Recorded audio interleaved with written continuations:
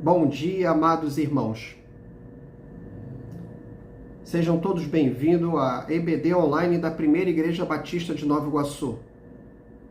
Eu agradeço à irmã Esther Dutra, nossa diretora de EBD, pelo convite de estar participando do estudo da lição 4 dessa manhã, cujo tema é o embate da igreja contra o mundo. O texto bíblico, 2 Tessalonicenses, capítulo 1 e capítulo 2. E o texto áureo, 2 Tessalonicenses, capítulo 1, versos 11 e versos 12. Mas, primeiramente, convido o irmão para estar orando comigo, para que Deus fale ao nosso coração no estudo desta manhã da Escola Bíblica Dominical, onde vamos estar estudando, por mais essa oportunidade, a Palavra de Deus. E que fale aos nossos corações nessa manhã, assim como falou ao meu coração. Um estudo muito importante, nós vamos tirar grandes lições para a nossa vida. Convido o irmão, então, a estar orando comigo. Senhor, meu Deus, Senhor meu Pai, nós te agradecemos, Senhor, primeiramente pelo dom da vida, pelo ar que respiramos, por essa semana, Senhor, que se inicia, por esse domingo, onde separamos para estar te cultuando, Senhor, te adorando, louvando o seu grande nome, Senhor. Te agradecemos também pela nossa salvação em Cristo Jesus. E que o estudo dessa manhã, Senhor, assim como falou ao meu coração, possa também encontrar corações sedentos, Senhor, a ouvir a tua voz, a ouvir o teu Espírito, Senhor. Continue conosco, Senhor. E tudo que seja feito nessa manhã, tanto na Escola Bíblica Dominical, online, presencial, pelo culto da manhã, culto da noite, que tudo seja feito unicamente para te honrar, Senhor. Para anunciar o seu Filho Jesus como o único e suficiente Salvador. Nós te agradecemos por tudo e em nome de Jesus. Amém. Bom, irmãos, assim como eu falei com os irmãos, no tema da lição 4 de hoje, nós vamos estar estudando o embate da igreja contra o mundo. Entre igreja, povo de Deus, povo eleito por Deus, com os valores ensinados, os valores deixados por Jesus, contra o mundo, quantas questões culturais do mundo no passado, a gente vai estudar a palavra de Deus, as perseguições que a igreja primitiva sofreu. Paulo relata muito bem isso aqui em a igreja de Tessalônica. A igreja de hoje também sofre perseguições em determinados locais do mundo.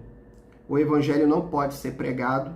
Então, os nossos missionários, os nossos irmãos fora, aonde não podem cultuar a Deus livremente, eles têm que ficar se reunindo em casas, em garagens, rasgando uma página da Bíblia ali, onde vai ser feito o estudo daquele dia. Então, são diversos enfrentamentos e questões culturais do mundo, do pecado, que nós vamos estar estudando, que é a luta frequente, a luta diária da igreja contra essas questões culturais do mundo. Nós vamos estar lendo 2 Tessalonicenses, no capítulo 2, versos 1 a 3. Nessa oportunidade aqui, 2 Tessalonicenses, capítulo 1, versos 1 e 3 a 3. Nós vamos estar vendo aqui como Paulo tinha um propósito, sempre quando escrevia as cartas às igrejas, e nessa oportunidade aqui foi na segunda viagem missionária de Paulo, e ele teve com os irmãos em Tessalônica, e depois ele escreve essas cartas de orientação à igreja, e muitas vezes mandava também seus missionários para estar passando para ele como é que a igreja estava se estava firme, se estava forte, ou se precisava ainda da presença dele, e cartas. E Paulo escreve 2 cartas, 1ª e 2ª Tessalonicenses. No estudo de hoje a gente vai estar vendo a 2ª. Então vamos estar lendo agora 2ª Tessalonicenses, capítulo 1, versos de 1 a 3. E aqui a gente vai tirar alguns objetivos dessa carta de Paulo. Paulo, Silvano e Timóteo, à igreja de Tessalonicenses, em Deus, nosso Pai e nosso Senhor Jesus Cristo. Graça e paz a vós outros da parte de Deus Pai, do Senhor Jesus Cristo. Irmãos, cumpre nos dar sempre graças a Deus no tocante a vós outros, como é justo, pois a vossa fé cresce sobremaneira e o vosso mútuo amor de uns para com os outros vai aumentando. Importante aqui já no verso 3, primeiro ali só é uma saudação, no verso 1 e verso 2, mas logo no verso 3, Paulo já dá uma ação de graças àqueles irmãos da igreja de Tessalonicense. Vamos estar vendo aqui quais são os objetivos aqui que eu separei. Primeiro objetivo é dar ânimo àqueles crentes, aqueles novos convertidos da igreja de Tessalônica, que eles estavam passando por tribulações, lutas e perseguições, dizendo que o consolo dos salvos, dos crentes, tem suas raízes no passado e sua esperança no futuro, porque tanto ele quanto nós vamos receber o maior presente de Deus, o nosso galardão, a nossa vida eterna, que está reservado a nós cristãos, crentes em Cristo Jesus. O segundo, como eu falei aqui, ele dá graça a Deus pela vida daqueles irmãos de Tessalônica. E aqui ele fala que a vossa fé cresce de sobremaneira e o vosso muito amor amor de uns para com os outros vai aumentando. Então, o apóstolo Paulo dá graças a Deus pela vida daqueles irmãos, pois o aperfeiçoamento da fé, da solidariedade fraternal existente entre eles, o cuidado mútuo e discipulado em amor, como nós vimos aqui no verso 3. E também mais à frente, no capítulo 2, Paulo vai corrigir uma falta de compreensão de alguns irmãos quanto ao dia do Senhor. Isso ele escreveu quanto ao dia do Senhor na primeira carta aos Tessalonicenses e agora no segundo capítulo, na segunda carta também, ele vai ajudar uma melhor compreensão, fortalecer a igreja para os embates da igreja contra o mundo, sempre objetivando promover a transformação da sociedade para que o Evangelho de Cristo seja expandido e todos aceitam a Jesus como Senhor e Salvador. Então nós vimos aqui 3 objetivos e também a gente pode deixar aqui um exemplo para os nossos dias de hoje.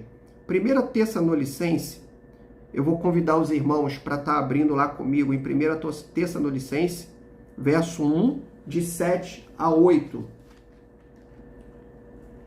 Aqui Paulo vai estar trazendo para a gente que essa igreja é uma igreja modelo, que serve de modelo, foi de modelo para as outras igrejas importantes naquela época, e a gente também pode tirar grandes lições nos dias de hoje.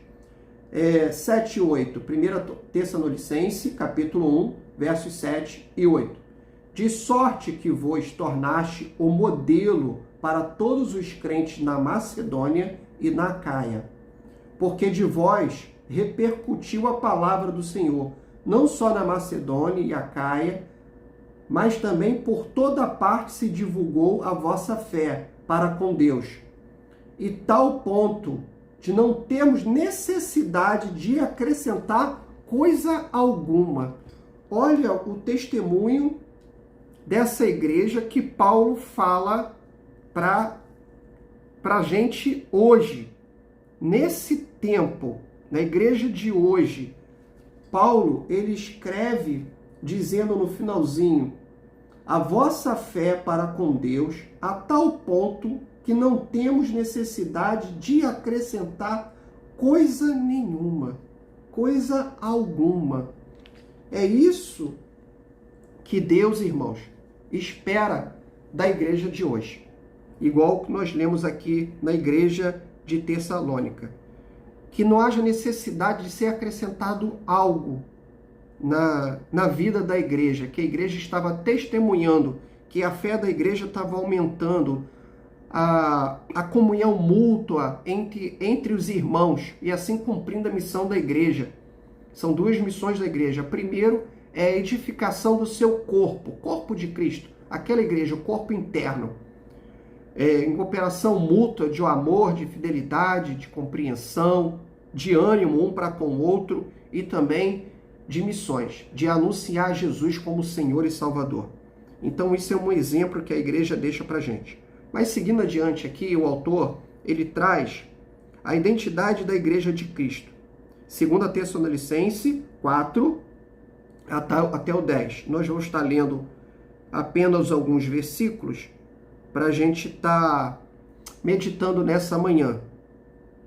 Então, 4. A tal ponto que nós mesmos nos gloriamos de vós nas igrejas de Deus, à vista da vossa constância na fé e todas as vossas perseguições, e nas tribulações que suportais, sinal evidente do reto juízo de Deus, para que sejais considerados dignos do reino de Deus, pelo qual foi efeito, estais sofrendo. E se de fato é justo para com Deus, que ele dê em paga tribulação aos que vos atribulam. E a vós outros, que sois atribulados, alívio juntamente conosco, quanto do céu se manifestar o Senhor Jesus com os anjos do seu poder. Nós vimos aqui que, mais uma vez, no verso 4, Paulo testifica dessa igreja, a tal ponto que nós mesmos nos gloriamos de vós nas igrejas de Deus, à vista da vossa constância e fé em todas as vossas perseguições e nas tribulações que suportais. Sinal evidente do reto juízo de Deus, para que sejais considerados dignos do reino de Deus. Amados irmãos, como é marcante esse versículo 4, assim como eu li também lá em Tessalônica, verso 1, 7 e 8. Paulo, mais uma vez, ele ratifica a importância dessa igreja. Como falou o meu coração, sinal evidente, a igreja sofria lutas, perseguições, tribulações, mas ela suportava firme. E aqui ele fala que é um sinal evidente do reto juízo de Deus, para que sejais considerados dignos do reino de Deus. Quanto de nós somos considerados dignos por Deus? Quantos de nós sofremos tribulações, lutas no nosso dia a dia, na nossa batalha, cada um desempenhando o seu papel na sociedade, com grandes batalhas, perseguições, mas mesmo assim a gente persevera em oração, persevera na meditação da palavra de Deus. Toda manhã, quando a gente reserva um tempo para estar conversando com Deus, fortalecendo o nosso espírito, a cada dia, a busca da santidade, crescendo a cada dia na plenitude do Espírito Santo de Deus. É isso que Deus espera de todos nós, que em meio às tribulações, quem de nós não sofre luta, tribulação, perseguição, mas sabendo que nós somos vitoriosos em Cristo Jesus? Como eu falei aqui, o nosso galardão está reservado a todos nós.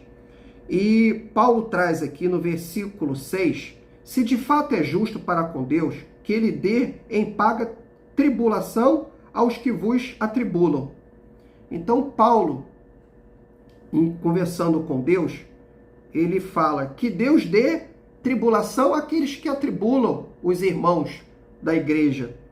E a vós outros, que sois atribulados, quer dizer, os cristãos, alívio juntamente conosco, quando do céu se manifestar o Senhor Jesus com os anjos, o seu poder. E no verso 8 ele fala, em chama de fogo, tomando vingança contra os que não conhecem a Deus e contra os que não obedecem ao evangelho do nosso Senhor Jesus Cristo. Esses sofrerão penalidade eterna, destruição, banidos da face do Senhor e da glória do seu poder. Como vimos aqui, Paulo, ele faz uma distinção entre o justo, aquele que reconhece a Jesus como Senhor e Salvador, e que Deus dê paga a ele, que é alívio para aqueles que estavam sendo perseguidos por proclamar a Jesus como Senhor e Salvador. E aqueles que estavam perseguindo a igreja, que Deus possa, que na visão do Paulo aqui, que Deus pudesse estar atribulando, perseguindo aqueles que estavam perseguindo a igreja. Continuando, irmãos, a igreja é considerada digna do reino de Deus pelas lutas diárias que enfrenta e pela permanente fidelidade a Deus, sabendo que nós vamos receber o maior presente de Deus, que é a vitória. Então, aqueles que não são cristãos, os inimigos de Deus, vão ser perseguidos e derrotados no momento oportuno por Deus. Então, aqui nós vimos no capítulo que a igreja, ela sofria perseguição, no capítulo 1, verso 4. Mas os irmãos quiserem entender um pouquinho, é só ir lá em Atos 17, de 1 a 6, que vai explicar um pouco dessas perseguições, inveja do próprio judeus, povo escolhido por Deus, eleito por Deus, que tem sua origem em Abraão. Esses eram os que estavam perseguindo a Paulo naquela oportunidade. Mas os irmãos podem ler com calma Atos 7, de 1 a 6. Pois eles não podiam resistir à sabedoria de Paulo, aqueles judeus. Estavam com inveja e naquela oportunidade ali eles atrapalhavam a obra de Paulo naquela igreja. Mas Deus se manteve fiel, como nós lemos aqui, a igreja cresceu, a igreja cresce. Em João 4, 23, 24, os verdadeiros adoradores adorarão o Pai em espírito e em verdade, porque o Pai procura os que estáis assim o adorem. Deus é espírito e importa que os que adorem em espírito e em verdade. É isso que aqueles irmãos estavam vivendo naquela igreja e é isso que Deus espera de todos nós. Importa que os adorem em espírito e em verdade. Irmãos, que nós possamos estar adorando ao nosso Deus em espírito e em verdade. Como eleitos, nós temos que obedecer, temos que buscar a nossa fé, a nossa santidade em amor para proclamar que só Jesus Cristo salva. Testemunhar, não só com palavras, mas sobretudo com o nosso testemunho de vida. Nossa vida tem que falar mais alto.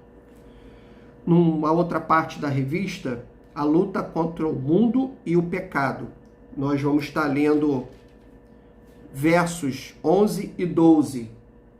Por isso também não cessamos de orar por vós, para que o nosso Deus não se torne digno da sua vocação e cumpra com poder pelo propósito de bondade a obra de fé, a fim de que o nome do nosso Senhor Jesus Cristo seja glorificado em vós e vós nele, segundo a graça do nosso Deus e do nosso Senhor Jesus Cristo.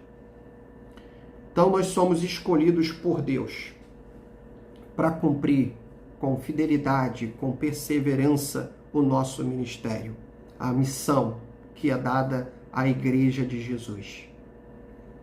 Mesmo em meio à perseguição, à luta espiritual, como nós falamos, das batalhas contra o pecado, contra o mundo, nos nossos embates do dia a dia. E sabendo, irmãos, que Deus se utiliza até mesmo da perseguição para levar a sua palavra de salvação a todos os lugares, a todos os povos, porque assim ele provoca que a gente saia da nossa zona de conforto, devido a essas perseguições. Isso aconteceu também com o povo de Deus no passado.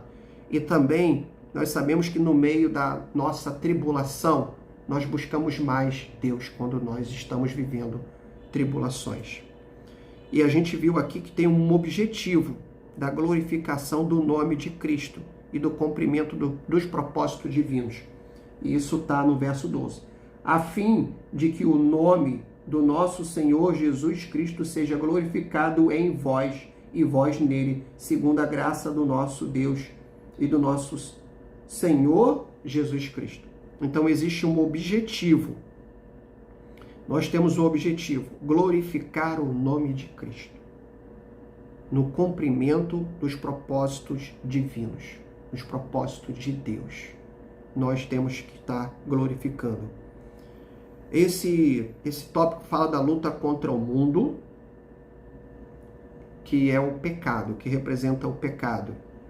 Em Gálatas 5,17 relata que a carne milita, ela luta contra o espírito, pois ambos são opostos. Em Gálatas 5,19 e 21, ele dá exemplo das obras da carne, que são as obras do mundo, do pecado. Prostituição, idolatria, iras, dissensões, invejas. E aqui ele fala que estes não herdarão o reino de Deus, os que praticam as obras da carne, do mundo. Vivem em pecado, vivem em idolatria, em prostituição, em dissensões, entre outros, que eu separei apenas alguns aqui para a gente estar ganhando tempo. E em Gálatas, de outro modo, Gálatas 5, 26 e 26, dá exemplo dos frutos do Espírito. Alguns também que eu tirei, somente alguns, que são exemplos nossos, exemplos que os cristãos têm que dar no dia a dia, que é amor, paz, bondade, fidelidade, mansidão. Estes sim serão salvos por meio de Cristo Jesus. Então, na luta contra o mundo, contra o pecado, nós que somos da luz, nós somos do Espírito, e aqui fala que a carne milita contra o Espírito, as trevas milita contra a luz o tempo todo, não tem como a gente ficar em cima do muro. A porta é estreita, que leva ao caminho da salvação, e a porta larga leva ao caminho da perdição, e muitos são os que entrarão por ela. Então é sim ou não, não. Nós não podemos ficar em cima do muro.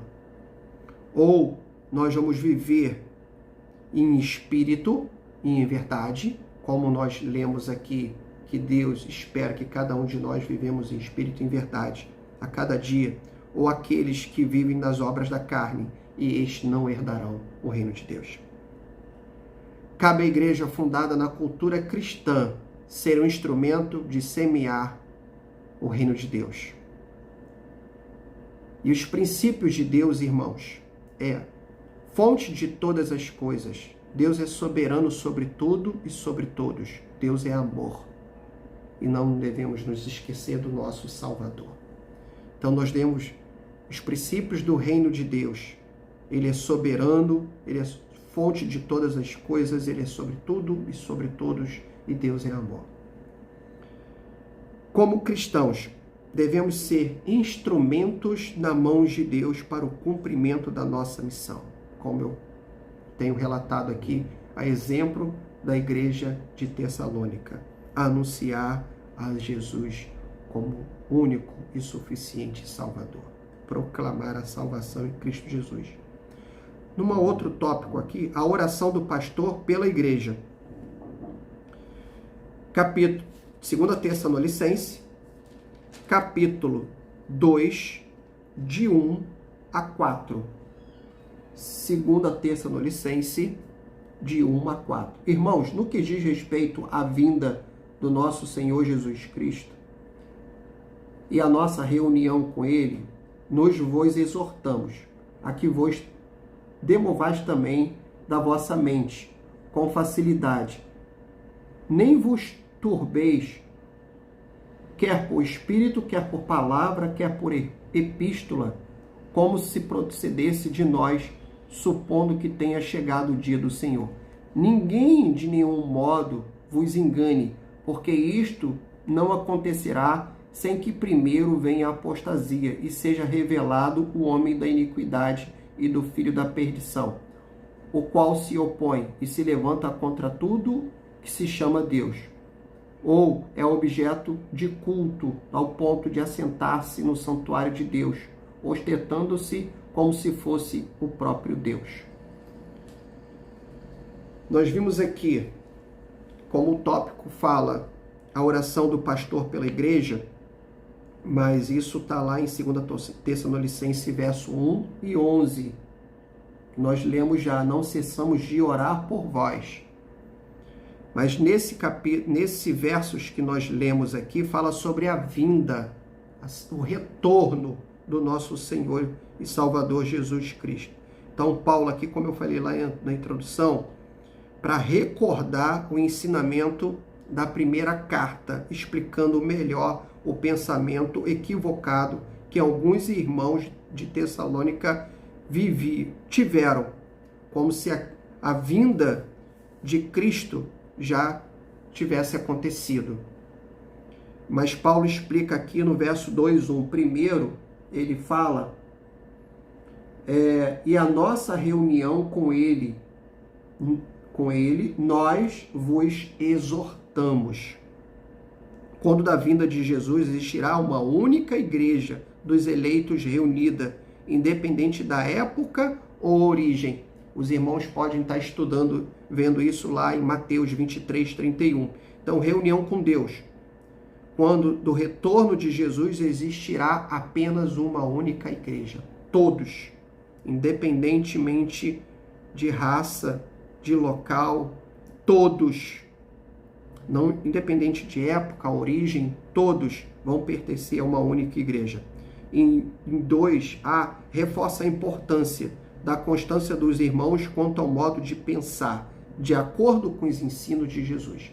Nós temos que ter o nosso pensamento voltado apenas para os ensinos deixados por Jesus.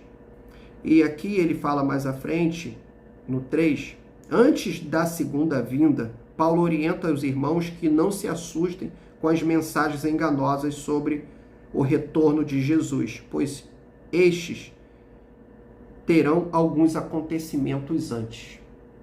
Eu até separei aqui. As lutas serão maiores. Apostasia, isso está no verso 3, quando a pessoa se afasta dos princípios do Evangelho. E o anticristo, que é o inimigo, se revelará como falsos ensinos. E mais abaixo um pouquinho, ele fala das evidências da vinda de Cristo, que complementa esse estudo sobre o retorno, a segunda vinda de Cristo. Paulo ensina aos Tessalonicenses sobre as evidências da vida de Cristo.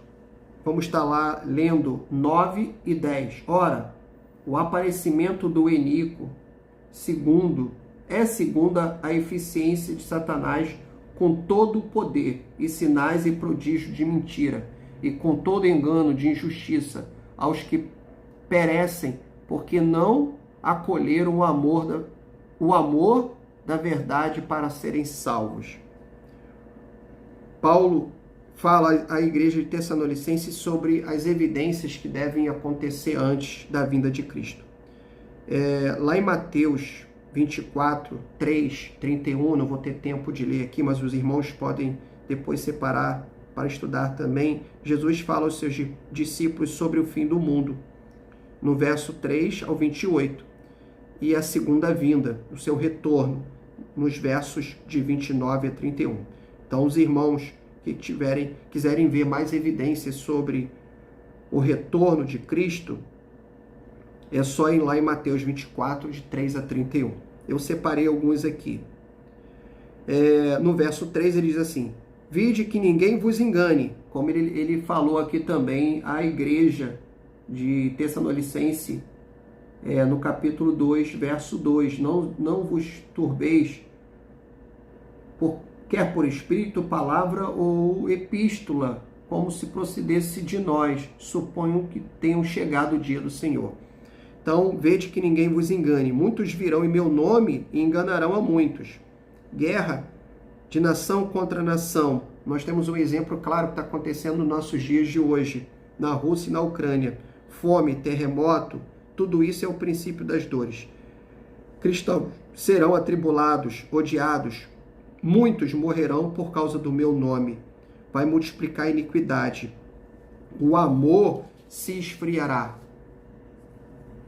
Será pregado o evangelho do reino por todo mundo, então virá o fim. E isso está lá no verso 14. Alguns, como eu falei, alguns que eu separei.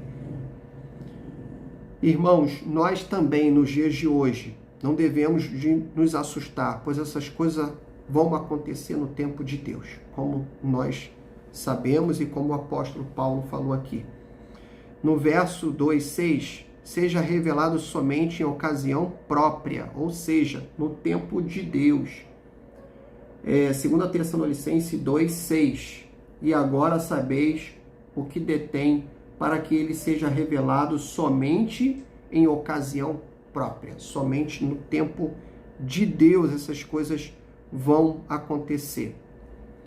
Paulo explica que a vinda de Cristo, o inimigo será derrotado com um sopro de sua boca, mesmo em todo o poder, o anticristo, todo o poder de anticristo, que é Satanás, ele será derrotado.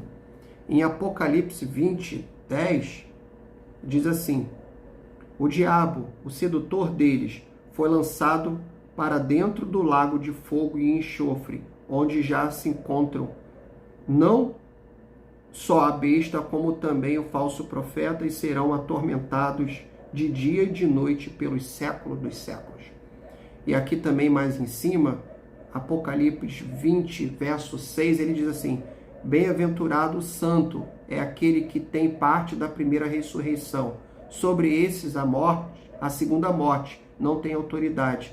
Pelo contrário, serão sacerdotes de Deus e de Cristo e reinarão com ele 1000 anos. Então aqui nós vimos o que está reservado a nós firmes cristãos. Bem-aventurado o santo é aquele que tem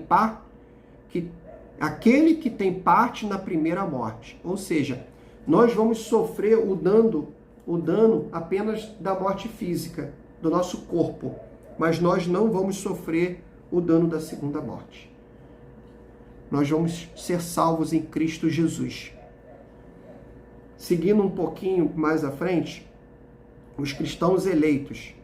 Paulo dá graças a Deus, versos 11 e 14, pela vida de contínua santificação no mundo pela atuação do Espírito Santo, como objetivo de serem instrumentos de transformação para a sociedade. Esses serão salvos e herdarão a vida eterna.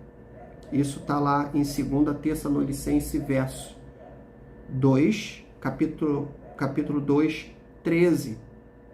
Entretanto, devemos dar graças a Deus por vós, irmãos amados, pelo Senhor, porque Deus vos escolheu desde o princípio para a salvação, pela santificação do Espírito e fé na verdade, para que também vos se chamou mediante o nosso Evangelho, para alcançardes a glória do nosso Senhor Jesus Cristo.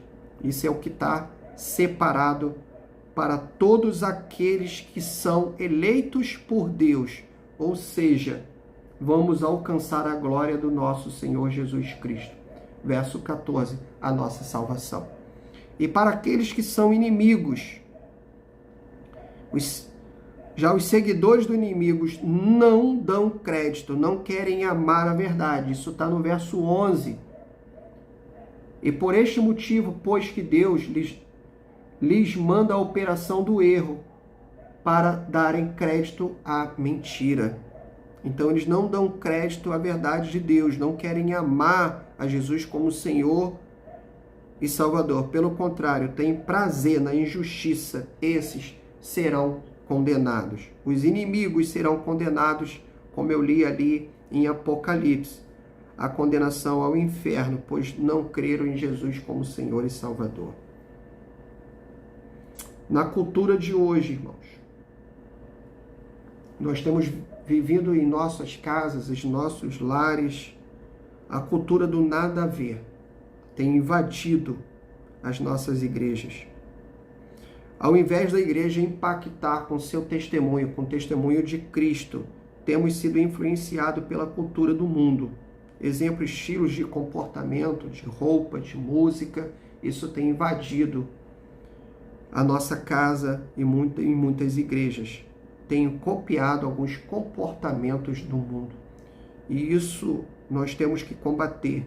Assim como Paulo combateu um bom combate, nós também temos que, o tempo todo, estar vigilantes.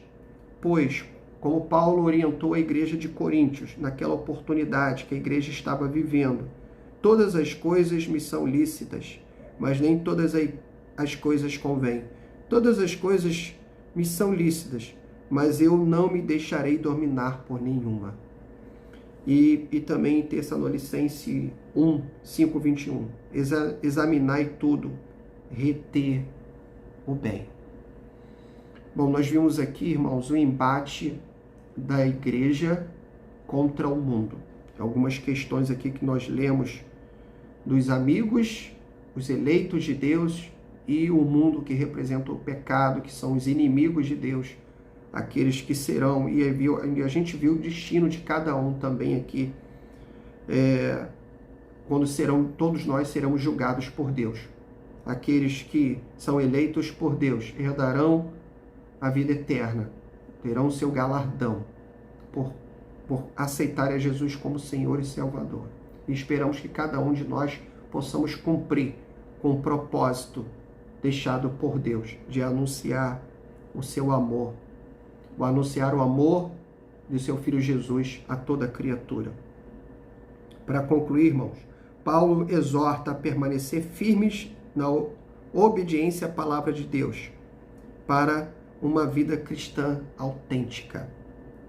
Paulo nos fortalece e consola o nosso coração em toda boa obra, nas ações, palavra impactando a sociedade, sobretudo com testemunho de vida.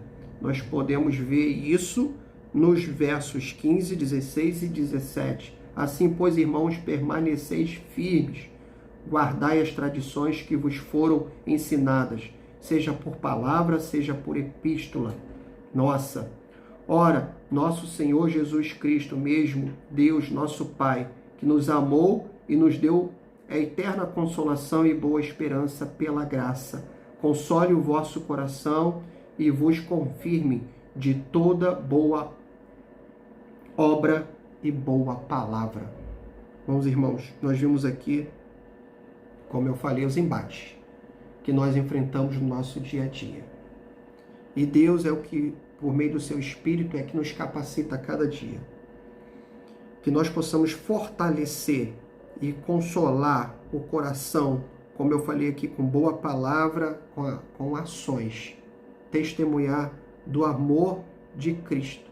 Que nós possamos povoar o céu e tirar as pessoas da condenação, do pecado e do juízo de Deus, levando a Jesus, o nome de Jesus como Senhor, a única esperança, a única que cada um possa refletir nas palavras do apóstolo Paulo, no testemunho da igreja de Tessalônica, que nós possamos estar firmes e constantes em Deus, em Cristo Jesus. Ele é o autor e consumador da nossa fé. A nossa esperança, o nosso amor está em Deus. Agradecer a todos aí por estar participando desse estudo da EBD Online da Primeira Igreja Batista de Nova Iguaçu. A todos, muito obrigado pela paciência e espero que a palavra de Deus possa ter encontrado no coração de vocês, assim como encontrou no meu, e possa ser fértil, que ela possa crescer e despertar na vida do irmão, assim como tem despertado na minha vida o amor de Jesus. Que a gente possa fazer a nossa parte nas nossas igrejas e na sociedade, anunciando a Jesus como a única esperança. Nós vamos estar orando mais uma vez para a gente estar encerrando o estudo dessa manhã e convidar os irmãos para estarem conosco daqui a pouco no culto da Primeira Igreja Batista do Nova Iguaçu. No mais, muito obrigado, irmãos, e convido os irmãos para a gente estar orando mais uma vez, encerrando o estudo desta manhã. Senhor nosso Deus, Senhor nosso Pai, muito obrigado, Senhor, pela Tua palavra que foi lida, explanada, entendida. Espero sim, Senhor, que assim como falou ao meu coração, falou ao meu espírito, Senhor, alimentou, Senhor, meu espírito, possa também ter alimentado a vida dos nossos irmãos e daqueles amigos que ainda não aceitaram a Jesus como Senhor e Salvador. Que hoje seja um dia aceitável, que cada um possa cumprir com o seu propósito, Senhor, de anunciar o seu Filho como único e suficiente Salvador. Muito obrigado, Jesus, por tudo que o Senhor representa na nossa vida. Muito obrigado pela nossa salvação em Cristo. Obrigado, Senhor, por mais esse dia onde nós estamos te louvando, te adorando, e que cada um de nós possamos sair cada vez mais fortalecido no amor do seu Filho Jesus. Muito obrigado, Pai, por tudo. Continue conosco. É isso que eu te peço e te agradeço, em nome de Jesus, que vive e reina para todo sempre. Amém.